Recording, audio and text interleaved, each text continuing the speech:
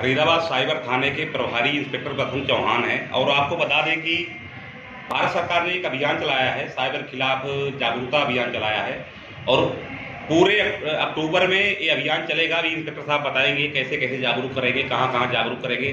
Sir नमस्ते। Sir बताएं, जो ये जागरूकता अभियान है कब तक चलेगा, कब से शुरू होगा, कहाँ कहाँ चलेगा, इसके बारे में बताइएगा। भारत सरकार मिनिस्ट्री ऑफ होम अफेयर्स के द्वारा समय समय पर साइबर के प्रति लोगों को जागरूक करने के लिए अभियान चलाया जाता है।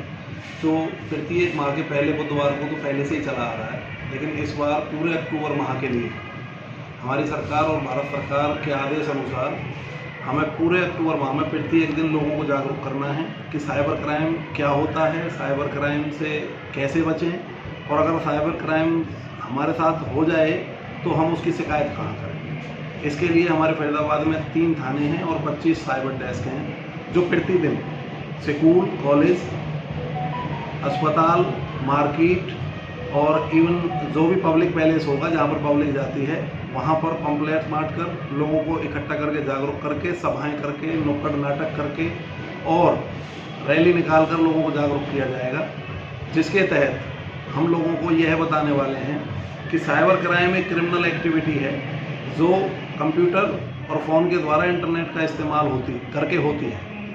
तो लोगों को क्या चाहिए, साइबर क्राइम से हम कैसे बच सकते हैं। साइबर क्रिमिनल जो है हमारी सबसे पहले हमारी आइडेंटिटी को चुराने की कोशिश करता है, पहचान। इसमें पहचान में हमारा आधार कार्ड, हमारा पैन कार्ड, हमारी मेल आईडी, हमारा नाम और एड्रेस, ये जो भी हमारी चीज़ें हैं, जहाँ पर भी हम इन चीज़ों को रखते हैं, लिखते हैं या इनको सेव करते हैं, उनको सावधानीपूर्वक रखना चाहिए। और जैसे कि सोशल मीडिया के ऊपर हम कोई भी व्हाट्सएप अकाउंट बनाते हैं या फेसबुक पर हम कोई भी अकाउंट बनाते हैं तो वहाँ पर हम अपनी डेट ऑफ बर्थ भी लिखते हैं, अपना नाम भी लिखते हैं, अपनी मेल आईडी भी हम वहाँ पर लिखते हैं। तो जितनी भी हमारा डाटा है, पर्सनल डाटा हम वहाँ पर लिखते हैं, तो उनकी सेटिंग्स में जाकर उन्हें फिर सिर्फ ओनली मी के लिए हमें उस सेटिंग्स में लगाना चाहिए ताकि दूसरा उनको ना देख सके और उनका इस्तेमाल ना कर सके। दूसरा, हम डेबिट और क्रेडिट कार्ड पे आते हैं। जब भी हम कोई फाइनेंशियल ट्रांजैक्शन करते हैं तो आप लोगों ने देखा होगा कि फाइनेंशियल ट्रांजैक्शन करते समय हमसे कोई भी जो डेबिट कार्ड की 4 इन्फॉर्मेशन मांगी जाती है। डेबिट कार्ड का 16 अंकों का नंबर, आपका नाम, आपकी डेबिट कार्ड की एक्सपायरी डेट और CVV number. CVV number debit या क्रेडिट कार्ड के दूसरी दिशा में 3 अंकों का होता है। अगर हम अपने डेबिट या क्रेडिट कार्ड को किसी भी मर्चेंट पे या गेटवे पे या पेमेंट गेटवे जो होता है उस पर सेव कर देते हैं तो खाली सीवीवी नंबर डालने से ही पेमेंट हो जाती है। तो हमें वो सीवीवी नंबर, अपना 16 अंकों का क्रेडिट डेबिट कार्ड नंबर, अपना नाम और एक्सपायरी डेट हमें साइबर फ्रॉडस्टर से बचानी है, उनसे किसी भी हालत में शेयर नहीं करनी है। कभी भी कार्ड को किसी भी पेमेंट गेटवे पर सेव ना करें, उसको बार बार भरें और लॉग आउट कर जाएं और फिर से उसकी इन्फॉर्मेशन को भरें। इसी प्रकार से व्हाट्सएप पे जैसे आज की डेट में अपराध हो रहे हैं, तो व्हाट्सएप पर जो आपकी आइडेंटिटी जो है, आपकी फ़ोटो लगाकर और आपके नाम का इस्तेमाल करके आपके सगे संबंधियों से पैसा मांगा जाता है।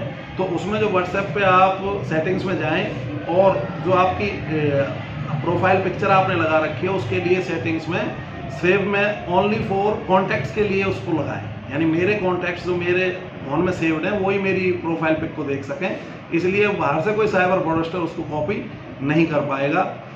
इसके अलावा जब भी हम कोई यूपीआई पेमेंट करते हैं, जब आप देखते होंगे कि हम OLX पे कुछ बेच रहे हैं या कुछ खरीद रहे हैं, तो उस खरीदते और बेचते टाइम जब कोई आपको पैसे भेजता है तो सीधे आपके अकाउंट में आ जाते हैं। उसके लिए आपको अपना कोई क्रेडेंशियल डाटा भरने की जरूरत नहीं होती है। लेकिन जब आप किसी को पेमेंट करते हैं तो आपको अपना डाटा भरने की जरूरत होती है। उसमें UPI ID, पिन, आप कई 2-3 चीज़ें भरते हैं। तो साइबर फ्रॉडस्टर हमारा किस तरह से फ़ायदा उठाते हैं, मान लीजिए आपकी कोई भी चीज़ आपने डाली, आपको बेचना है। मान लीजिए आपका कोई सोफ़ा सेट या मोटरसाइकिल पुरानी आपने OLX पे डाली भी, आपको उसको बेचना है। जो भी व्यक्ति होगा सबसे पहले तो वो आपकी 20,000 की चीज़ है तो आपको 30,000 देने की बात करेगा, आपको लालच देगा। लालच देने के पश्चात वो आपसे कहेगा कि मैं आपके पास एक QR कोड भेज रहा हूँ, इसको स्कैन करिए और खाते में आपके पैसा आ जाएगा। तो उसमें नीचे लिख देगा मनी रिसीविंग। वो जब आप QR कोड को स्कैन करेंगे तो वो आपसे आपका डाटा मांगने लगेगा। अरे भाई, जब आपने पेमेंट को रिसीव ही करना है तो सीधे आप खाते में आ जाए, कोई भरने की क्या जरूरत है। तो आप ये बात ध्यान रखें कि किसी भी व्यक्ति से पेमेंट रिसीव करने के लिए हमें किसी भी डाटा को भरने की जरूरत नहीं होती है, सिर्फ किसी को पेमेंट करते टाइम होती है। और अगर हम किसी की कोई चीज़ खरीद भी रहे हैं तो उस चीज़ को पहले सामने देख लें, उस व्यक्ति को अच्छी तरह से जांच लें और परख लें, तब हम किसी को पेमेंट करें। एडवांस पेमेंट किसी को भी नहीं करनी है। पहले लोग ये कह देते हैं जी आप मुझे 10,000 एडवांस पेमेंट दे दीजिए, मैं आपको आके आपकी गाड़ी दिखा देता हूँ और आप इस गाड़ी को खरीद लेना। तो जो एडवांस पेमेंट आपने दी उसको लेके भाग जाएगा और आपको कोई भी सामान नहीं देगा। तो इसी प्रकार से सोशल मीडिया के ऊपर जब आप कोई भी जो व्यक्ति है जिसको आप नहीं जानते हैं उसको दोस्त ना बनाएं। सोशल मीडिया के ऊपर, व्हाट्सएप के ऊपर या मैसेंजर कॉल के ऊपर कोई वीडियो कॉल आज की डेट में आपके पास आती है तो उस वीडियो कॉल को ना उठाएं।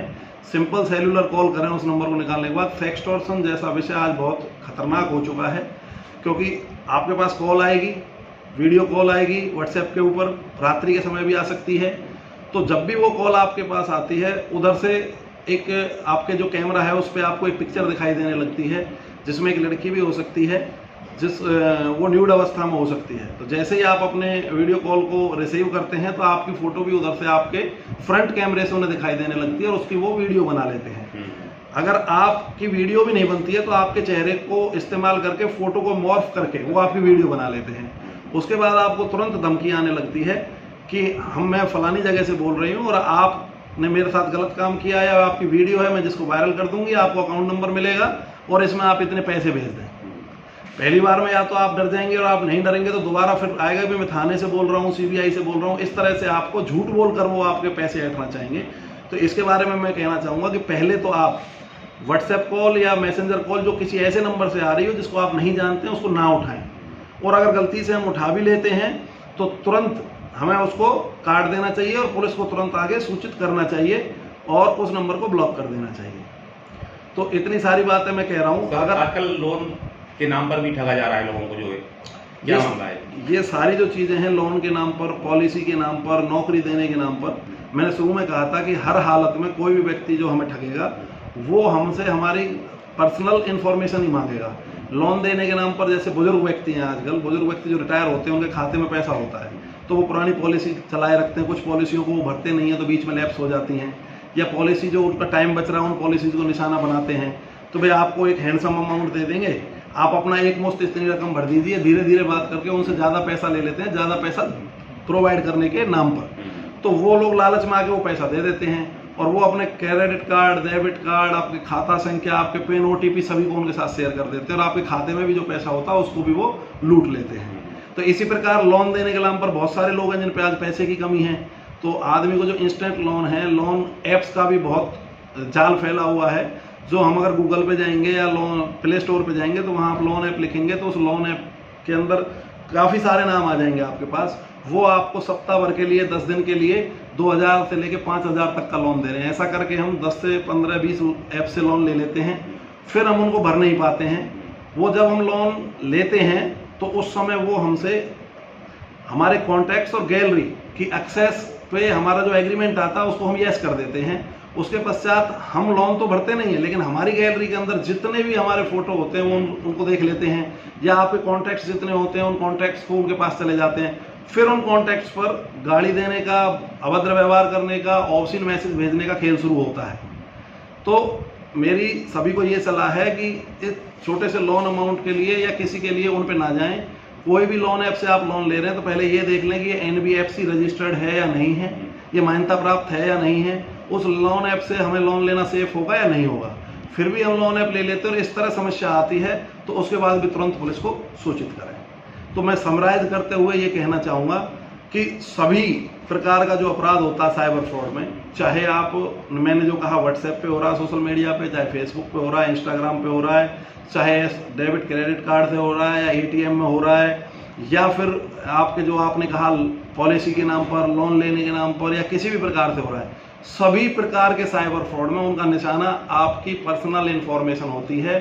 जिस पर्सनल इन्फॉर्मेशन में आपका आधार कार्ड, आपका पैन कार्ड, आपका नाम, आपकी मेल ID, आपका बैंक में रजिस्टर्ड मोबाइल नंबर और आपका डेबिट कार्ड नंबर, आपका क्रेडिट कार्ड नंबर, उसकी एक्सपायरी डेट, उसका CVV नंबर, ये सारी जानकारियां, और आखिर में OTP, जब भी आप कोई पेमेंट करते हैं तो आपके फ़ोन पे OTP आता है। वो या तो OTP आप खुद शेयर करते हैं या वो थर्ड पार्टी ऐप एनीडेस्क जैसी आपसे ही इंस्टॉल करा लेते हैं और आपके फ़ोन की कॉपी वहाँ चल जाती है और वो सारी चीज़ों को देख लेते हैं।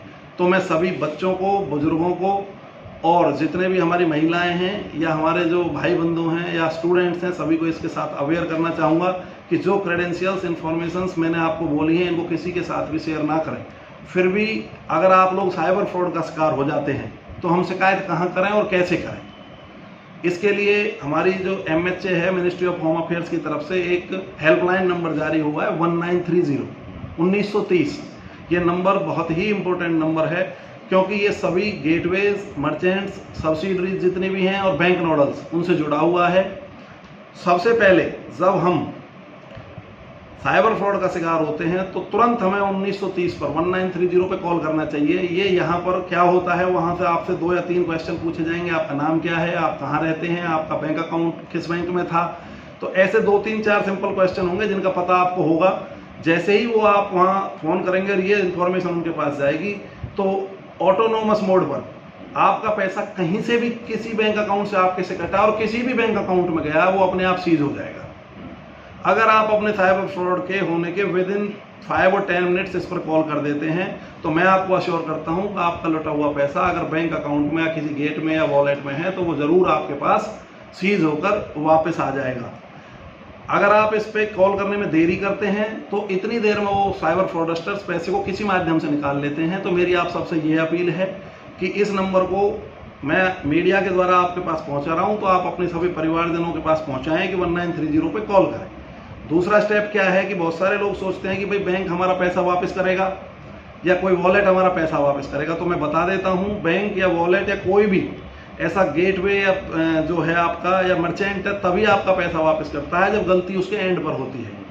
और उसके लिए आपको, जैसे कि मैं एक एग्जांपल देता हूं कि मान लीजिए कोई डेबिट या क्रेडिट कार्ड है या डेबिट कार्ड आपके पास है और आपकी जेब में रखा हुआ है और उससे कहीं और से शॉपिंग हो जाती है, ना आप वहां गए ना आपने शॉपिंग करी, तो आप अगर 24 घंटे के अंदर अंदर बैंक को सूचित कर देते हैं तो बैंक में एक आप या तो फिजिकली जाएंगे, वहां जाके एक डिस्प्यूट फॉर्म होता है, मैनेजर से वो डिस्प्यूट फॉर्म लेंगे और उस डिस्प्यूट फॉर्म को भर के उनसे अपना शिकायत नंबर भी लेंगे और उसके पश्चात उनकी जो लीगल टीम है उसको देखेगी और फिर आपका पैसा इंश्योर्ड उनकी तरफ से होता है उसको आपको वापस करेगी। उसके लिए अगर रात्रि हो रही है, आप बैंक नहीं जा सकते, छुट्टी है, तो आप देखेंगे आपके डेबिट कार्ड पे एक टोल फ्री नंबर होता है, उस टोल फ्री नंबर से आप कॉल करेंगे और अपनी शिकायत दर्ज कराएंगे। वो भी उसी तरह से वहां से आपका शिकायत नंबर आपको मिलेगा, उसको नोट कर लें, वो आपको भविष्य में काम आएगा।